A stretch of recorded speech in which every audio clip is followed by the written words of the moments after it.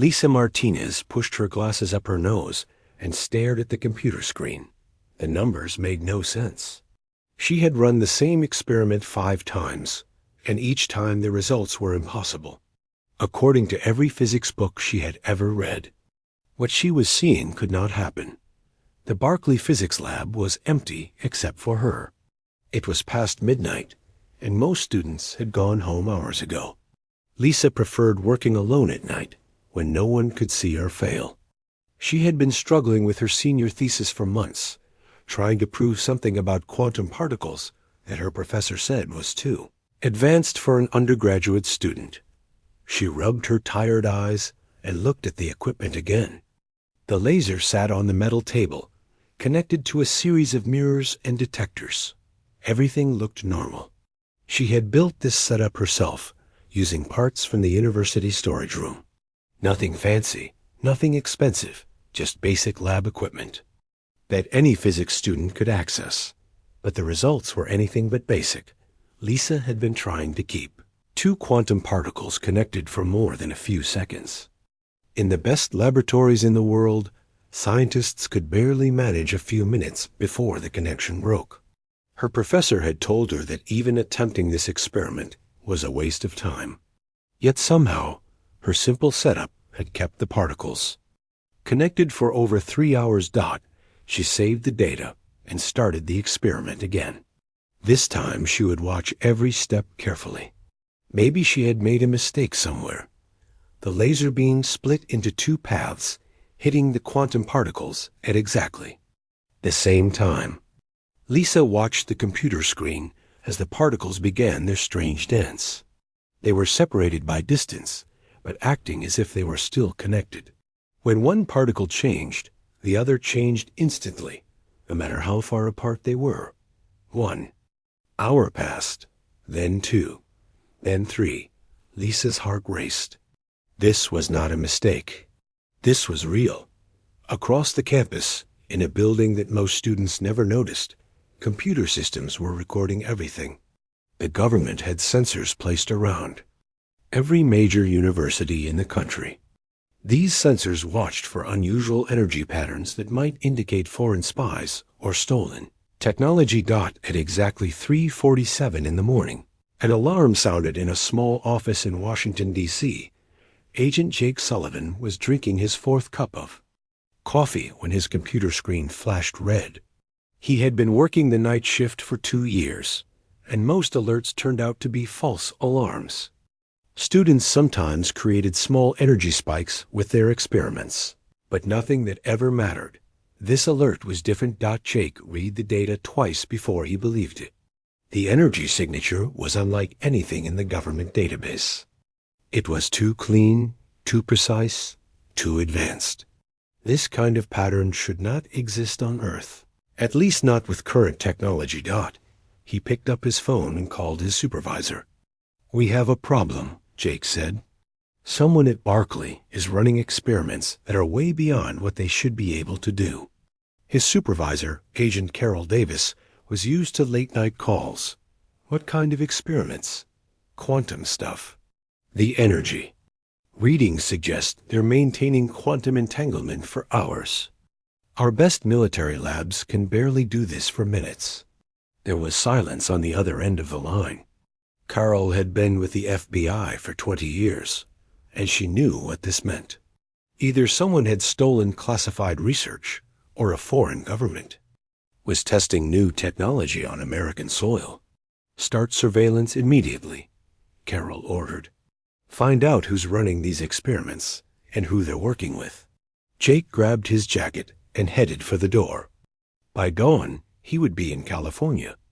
Meanwhile, Dr. Helen Brooks was having trouble sleeping. She worked for a government project so classified that she could not even tell her husband what she did all day. Her job was to study advanced physics and predict what kinds of technology America's enemies might develop in the future. Her computer at home was connected to the same monitoring system that had alerted Jake. When she saw the Berkeley data, she almost dropped her coffee mug. Helen had spent years studying theoretical physics papers from around the world. She knew exactly what the energy signature meant. Someone had achieved quantum entanglement, stability that should not be possible for at least another 50 years. She called her secure phone line and spoke to her supervisor at the Pentagon. "We need to investigate Barclay immediately," she said. "Someone there has technology that shouldn't exist." "Foreign agents?" her supervisor asked. "Maybe. Or maybe something else entirely." Holland could not sleep for the rest of the night. She kept thinking about the data. The energy patterns were too perfect, too elegant. They looked like the work of someone who understood quantum mechanics better than anyone alive. Back in her lab, Lisa was cleaning up her equipment. She had run the experiment 6 more times, and each time the results were the same. She was either making a huge mistake, or she had discovered something that would change physics forever. She looked at her notebook, filled with calculations and diagrams. Nothing she had learned in 4 years of physics classes could explain what she was seeing. Yet somehow, she knew exactly what adjustments to make to the equipment. The knowledge seemed to come from somewhere deep inside her mind, as if she had always known these things, but had just forgotten them. Lisa packed her backpack and headed home to her small apartment. She shared the place with her roommate, Kate. Wilson, who was studying art history and had no interest in science. Kate was already asleep when Lisa quietly opened the door as she got ready for bed. Lisa thought about what she would tell her professor. Dr. Richard Gray had been her thesis advisor for 2 years, and he had always been honest with her. He would probably tell her that she had made an error somewhere, that the results were impossible. But Lisa knew they were real. She could feel it in her bones. Something was happening to her, something she did not understand.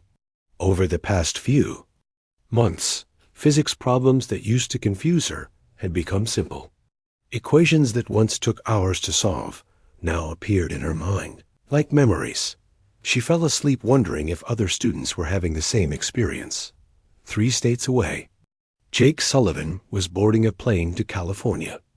In his briefcase was a file containing everything the government knew about quantum entanglement research.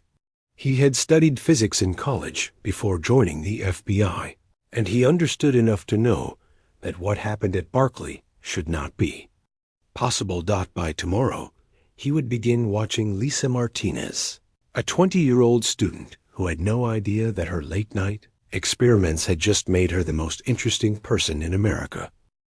Agent Jake Sullivan sat in his rental car across from the Barclay campus, watching students walk to their morning classes. He had been in California for 3 days, learning everything he could about Lisa Martinez.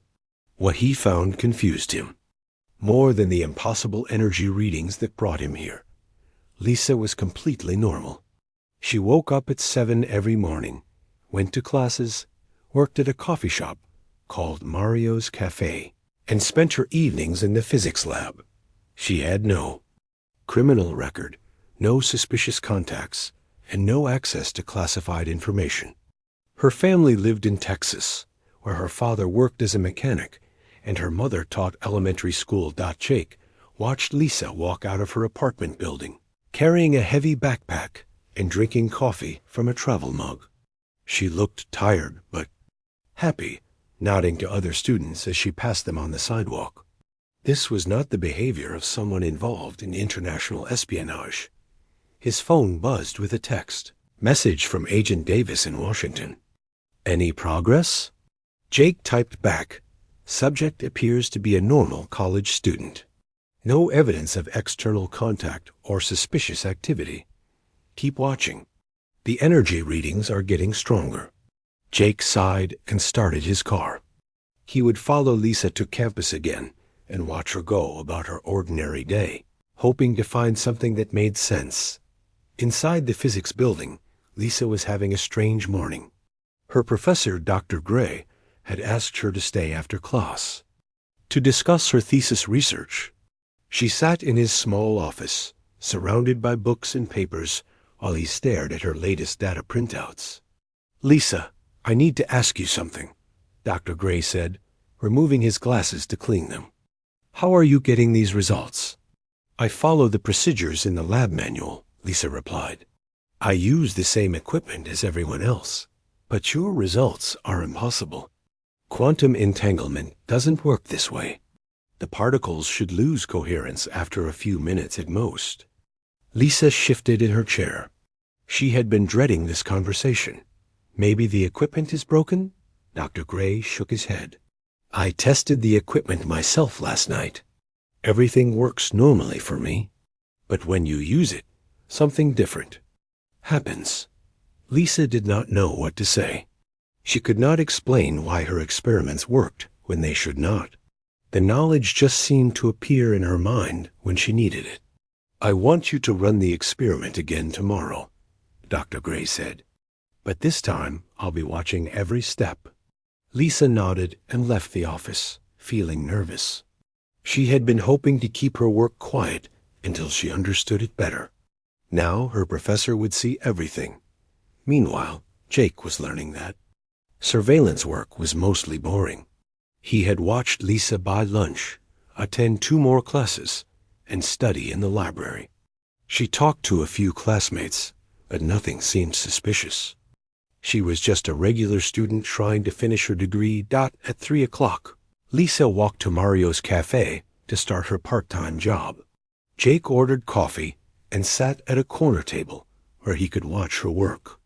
Lisa was friendly with customers, quick with orders, and seemed to genuinely enjoy her job. She laughed with her coworkers and helped train a new employee. This was Jake's 3rd visit to the cafe, and he was starting to worry that Lisa might notice him. He tried to look like a graduate student grading papers, but he felt obvious and out of place. Lisa did notice him. She had seen the same man 3 times in 3 days, always sitting alone, always watching people. At first, she thought he might be a graduate student, but he never talked to anyone and never seemed to actually read the papers in front of him. During her break, Lisa mentioned the strange customer to her coworker, Amy Chun. "That guy in the corner has been here every day this week," Lisa said. "He orders coffee but barely drinks it." Amy looked over at Jake's table. "Maybe he likes you? Some guys are too shy to ask for a date." Lisa shook her head. "I don't think so. Something feels weird about him." After work, Lisa walked home through the campus. She took a different route than usual, curious to see if the strange man would follow her.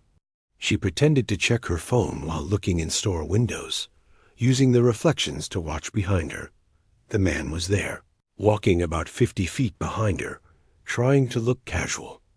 Lisa's heart started beating faster. Why would someone follow her? She was nobody special, just a student working on her thesis. She thought about calling the police, but what would she tell them? A man had been drinking coffee in the same cafe where she worked. At home, her roommate Kate was painting in the living room. Kate always made a mess when she worked on art projects, but Lisa found it comforting to come home to the smell of paint and the sound of music. "You look stressed," Kate said, not looking up from her canvas. "Just worried about my thesis, Lisa." Lead. She did not want to worry Kate with talk about being followed. That evening, Lisa went to the lab as usual. She felt safer on campus, where there were security guards and other students around. She tried to focus on her work, but she kept thinking about the man at the cafe. Her experiment worked perfectly again. The quantum particles stayed connected for over 4 hours, breaking her previous record. Lisa should have been excited, but instead she felt nervous. Dr. Gray would be watching tomorrow, and she had no idea how to explain what she was doing. Jake spent the evening in his hotel room writing his daily report. Subject maintains normal schedule. No contact with suspicious individuals. No evidence of external assistance with research. Requesting guidance on next steps. He was starting to think the government computers had made a mistake. Maybe the energy readings were wrong, or maybe another student was responsible. Lisa Martinez seemed like the most ordinary person he had ever investigated. but Jake's training told him to trust the evidence. The energy signatures were real, and they were coming from Lisa's experiments. Somehow, this quiet student was creating results that should be impossible. In Washington, Dr. Helen Brooks was having similar thoughts. She had spent 3 days analyzing the Berkeley data, and it made no sense. The quantum entanglement patterns were too stable, too precise. They looked like the work of a laboratory with equipment worth millions of dollars. Not a student using basic university tools. Helen had a theory that she did not want to believe. What if Lisa was not using stolen technology? What if she was somehow creating these results through natural ability? Helen had read reports about unusual students appearing around the world. A teenager in India who solved mathematical problems faster than computers. A high school student in Brazil who designed engines that should not work, but did. A graduate student in Sweden who seemed to understand biology better than professors with decades of experience. Maybe Lisa Martinez was part of the same pattern. Helen picked up her secure phone and called Agent Davis. "I think we need to change our approach," Helen said. "This might not be espionage. This might be something much more important." Dr. Gray arrived at the physics lab early the next morning, carrying a thermos of coffee and a notebook. He wanted to set up cameras to record Lisa's experiment from every angle. If she was somehow cheating or making errors, he would catch it. On video. Lisa arrived 30 minutes later, looking nervous. She had barely slept the night before, thinking about the man who had been following her. She decided not to mention it to Dr. Gray. Her professor already thought her results were impossible. She did not want him to think she was paranoid too. "Ready to show me how you do this?" Dr. Gray asked, adjusting one of the cameras. Lisa nodded and began setting up her equipment. She moved quickly and confidently, making small adjustments to the mirrors and detectors. Her hands seemed to know exactly where everything should go, even though she could not explain why. "Interesting," Dr. Gray murmured, watching her work. "You're using a configuration I've never seen before. Where did you learn to set it up like this?" Lisa paused. She had been wondering the same thing. "I'm not sure. It just feels right this way." Dr. Gray made notes while Lisa finished her preparations.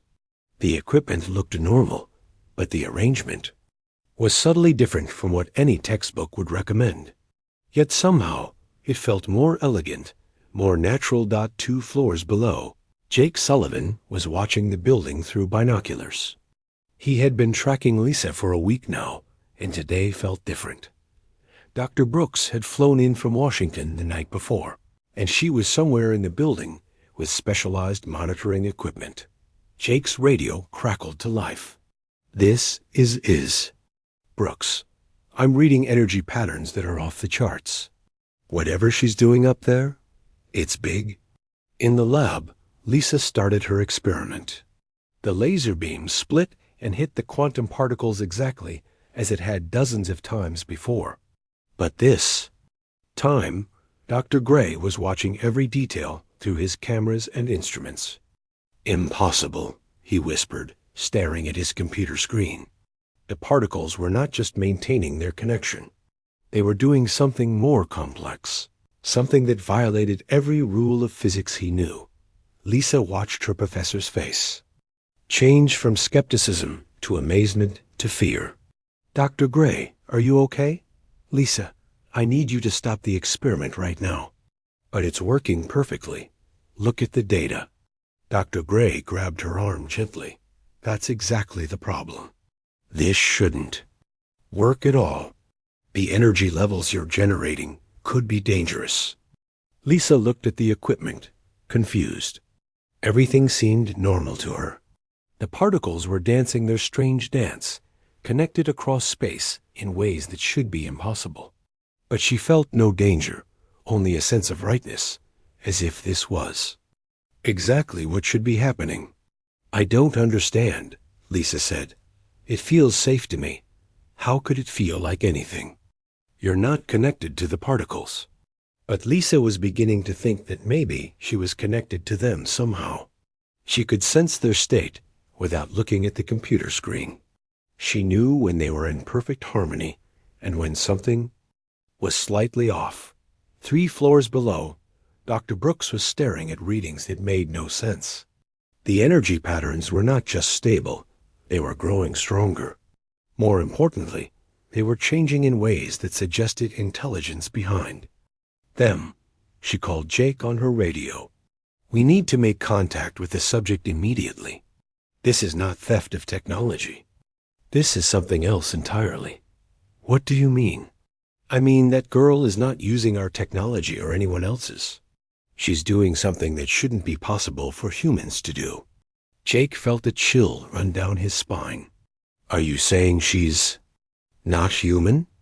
"I'm saying she might be more human than the rest of us." In the lab, Dr. Gray was trying to convince Lisa to shut down the experiment, but she was not listening.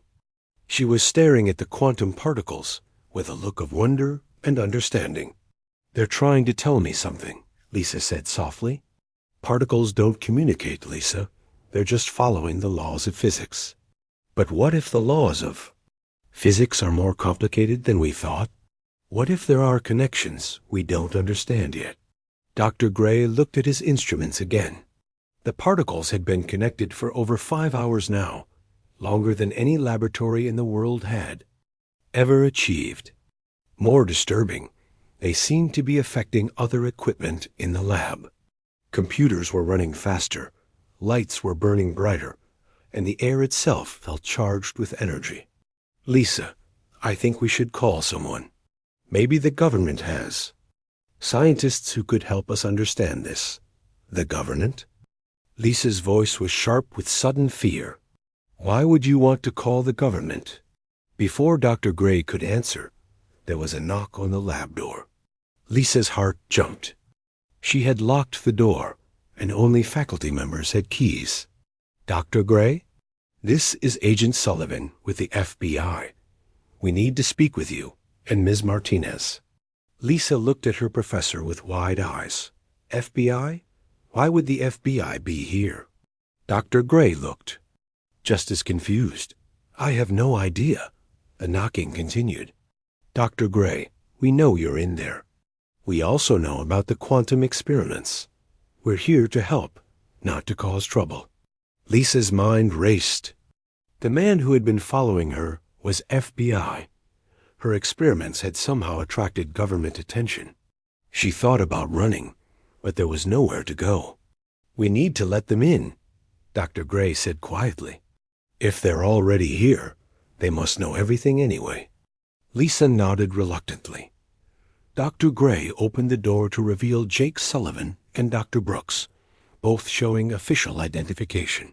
"Ms. Martinez," Jake said, "we've been monitoring your research for the past week. We're not here to arrest you or stop your work. We're here because we think you might be part of something very important." "What kind of something?" Lisa asked, her voice barely above a whisper. Dr. Brooks stepped forward. "We think you might be part of the next step in human evolution. And you're not the only one." Lisa stared at the 2 government agents, her mind struggling to process what she was hearing. "Evolution? Similar energy signatures are appearing around the world," Dr. Brooks explained. "Students and young researchers are achieving breakthroughs that should be impossible. We think something is happening to humanity, something that's making people like you capable of things we never thought possible." Dr. Gray looked back and forth between his student and the agents. "Are you saying Lisa is some kind of mutant?" "We're saying she might be what humans are becoming," Jake replied. "The question is, what do we do about it?" Lisa looked at her experiment, still running perfectly after all these hours. The quantum particles danced in their impossible harmony, and she realized that for the first time in her life, she was not afraid of the unknown. "I want to understand what's happening to me," she said, "and I want to know about the others." 6 months later, Lisa stood in a government laboratory that was unlike anything she had ever imagined. The facility was hidden beneath a mountain in Colorado, filled with equipment that made her university lab look like a child's toy box. But the most amazing thing was not the technology. It was the other people. There were 12 of them now, all between the ages of 16 and 25. They came from different countries and spoke different languages, but they all shared the same gift. They could understand things that other humans could not, solve problems that should take years to figure out, and create technologies that seemed like magic. Lisa had learned their stories over the past few months. There was Ben Parker from Australia, who could design computer programs that wrote themselves. Maria Santos from Mexico had developed new medicines by understanding how diseases worked at a level that amazed doctors. Kevin Zhang from Canada could predict weather patterns months in advance just by looking at satellite images. Dr. Brooks had been right. They were not alone. Agent Sullivan walked into the main laboratory where Lisa was working on her latest project. Over the past 6 months, Jake had changed from a suspicious investigator into something like a protective older brother. His job now was to keep the enhanced humans safe while they explored their abilities. "How's the communication device coming along?" Jake asked, looking at the strange machine Lisa had built. "Almost ready," Lisa replied, making a final adjustment to one of the components. "If this works, we'll be able to send messages faster than light. It uses quantum entanglement on a scale that was impossible before." Jake shook his head in amazement. 6 months ago, he had been chasing what he thought was a foreign spy. Now he was watching a 21-year-old student create technology that would change the world. "The president wants another demonstration next week," Jake said. "Congress is still having trouble believing what you all can do." Lisa smiled. She had met the president twice now, and both times he had looked at her like she was from another planet. In a way, maybe she was. She was certainly becoming something different from the human who had struggled with physics problems just months. Earlier, Dr. Brooks entered the lab carrying a tablet computer. She had become the scientific coordinator for what the government now called the Enhanced Human Project. Her job was to help translate the advanced abilities of Lisa and the others into practical applications. "I have news from around the world," Dr. Brooks announced. "We've identified 43 more individuals showing similar abilities. The numbers are growing exponentially." Lisa looked up from her work. "How fast is it spreading?" "Based on our data, we estimate that within 10 years, 1 in every 1,000 humans will have enhanced abilities. Within 50 years, it might be 1 in every 100. Jake whistled softly. "That's a lot of people with superhuman intelligence." "Not superhuman," Lisa corrected. "Just human potential that was always there, finally being unlocked." Over the past months, Lisa had developed theories about what was happening to humanity. She believed that humans had always had the capacity for these abilities, but something in their environment or evolution had kept them dormant. Now, for reasons they did not yet understand, those abilities were awakening. Dr. Brooks nodded in agreement. "Lisa's right. Brain scans show that enhanced individuals are using parts of their minds that are normally inactive in regular humans. It's not that they have different brains. They're just using more of what everyone has." The implications were staggering. If Lisa was correct, then every human on Earth had the potential to become enhanced. The question was how to trigger that. Awakening safely and responsibly. Lisa's communication device beeped, indicating that it was ready for testing. She had built it using principles that she somehow understood intuitively, even though they were not written in any physics textbook. "Ready to make history?" Lisa asked, her hand hovering over the activation switch. Jake and Dr. Brooks moved to a safe distance. They had learned to be cautious around Lisa's inventions. Her quantum experiments produced effects that their instruments could barely measure. Lisa activated the device. Immediately, the air in the laboratory began to shimmer with energy.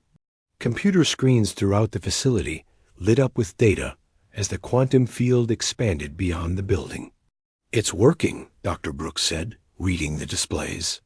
"We're getting confirmation signals from our monitoring stations in Japan and Germany. The communication is instantaneous across any distance." Lisa felt a deep satisfaction. This device would allow humanity to stay connected no matter how far they spread across the galaxy. And she was certain that humanity would spread far indeed. "There's something else," Lisa said, looking at her companions. "I've been having dreams lately. Dreams about other worlds, other civilizations. I think our abilities are not just evolution. I think they're preparation." Jake frowned. "Preparation for what?" "For joining something bigger. There are other intelligent species out there, and I think they've been waiting for humanity to develop these abilities. We were never meant to stay on just one planet." Dr. Brooks looked at the quantum communication device with new understanding. "You think this is all connected? The enhanced abilities, the technology breakthroughs, everything?" Lisa nodded. "I think humanity is growing up, and when we're ready, we'll take our place among the advanced civilizations of the universe." In the months that followed, Lisa's predictions began to come true. The quantum communication device made contact with signals from deep space, signals that showed clear signs of intelligence. Enhanced humans around the world began developing space travel technologies that made rockets look primitive. Lisa found herself at the center of humanity's greatest adventure. The quiet physics student who had once worried about her thesis was now helping to guide her species toward the stars. Agent Sullivan was assigned to lead the security team for humanity's first faster-than-light spacecraft. Dr. Brooks became the chief scientific advisor for interstellar contact protocols. And Lisa Martinez, the girl who had just wanted to understand quantum mechanics, became the unofficial spokesperson for humanity's next evolutionary step. Standing on the observation deck of Earth's first starship, Lisa looked out at the stars and smiled. She had always felt like there was something more waiting for humanity, something beyond the small problems and daily struggles of life on one world dot. Now she knew what it was. The universe was vast and full of wonders, and humanity was finally ready to explore it all. The FB, I had stopped watching Lisa Martinez long ago. Now, the entire galaxy was watching humanity, waiting to see what Earth's newest spacefaring species would accomplish. Lisa was no longer just a student. She was a pioneer, leading her people toward a future that was bigger and brighter than anyone had ever dared to imagine.